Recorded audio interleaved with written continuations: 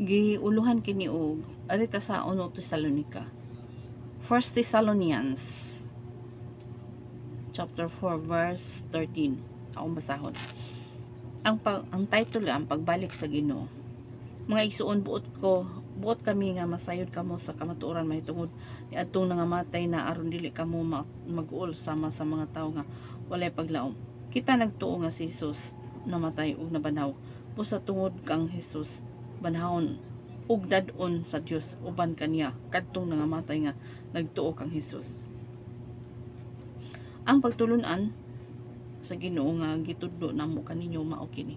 Kita nga buhi pa inig balik sa Ginoo dili mag-una ni adtong nangamatay na. Unya mabati ang singgit sa pagmando ug ang tingog sa arkanghel ingon man ang lanog sa trumpeta sa Dios ug mukunsad ang Ginoo gikan sa langit. Mao'y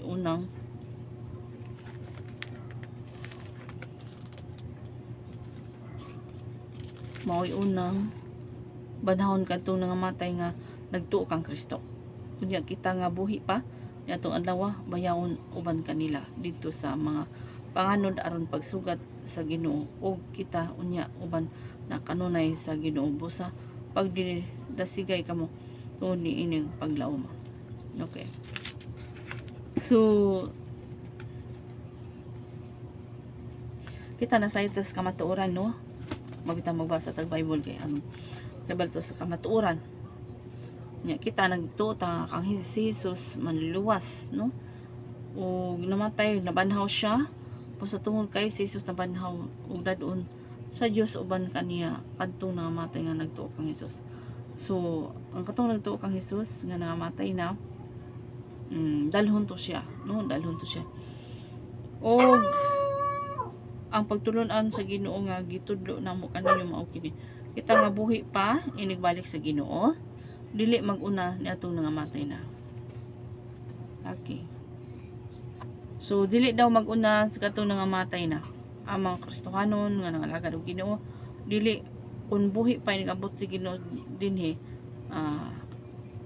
dili ka mag-una. No? Akong balikon ang pagtulon-an sa Ginoo nga gitudlo namo kaninyo mao kini. Kita nga buhi pa inigbalik sa Ginoo dili mag-una ni atong nangamatay na. Unya mabati ang singgit. So dili lagi mag-una ang mga buhi pa ang unang musugat katong mga Kristohanon nga nangalagad og Ginoo. Nya dayon kita nga buhi pa nga naabtan nga buhi ba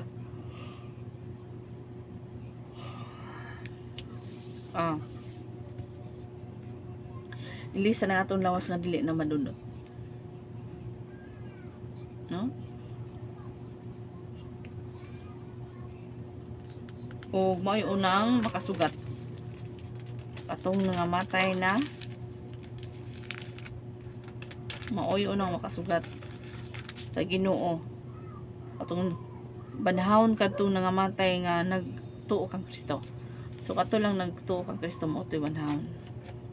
Unya kita nga buhi pa na atong adlaw bayawon uban kanila dito sa mga panganod aron pagsugat sa Ginoo o kita unya uban na kanunay sa Ginoo busa pag dasigay kamo tungod nining paglaom. Kay glory pa, ang glory to God nga sa ingon ana nga inigbalik sa Ginoo no. Napayag sa deskalang das panganod nya kung naabtan pa ka buhi pa. So dili ta mag-una nilang ang mga patay.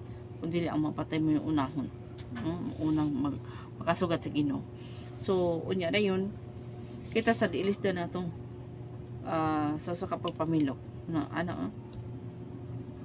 lawas nga dili madunot. So mao na siya future sa atong kalag. So ang nini sa atong kinabuhi nga mga lagata nga tinud-anay nga tabangan ta sa Ginoo ay tagtabang sa Ginoo na may kahinaon mga tagtabang sa Dios. Wala lang makatabang ang Ginoo lang no. Tanan natong buhaton natuyo pananghid sa Ginoo kay maora na ang natay pag-submit ngadto sa Ginoo. So ana lang. God bless.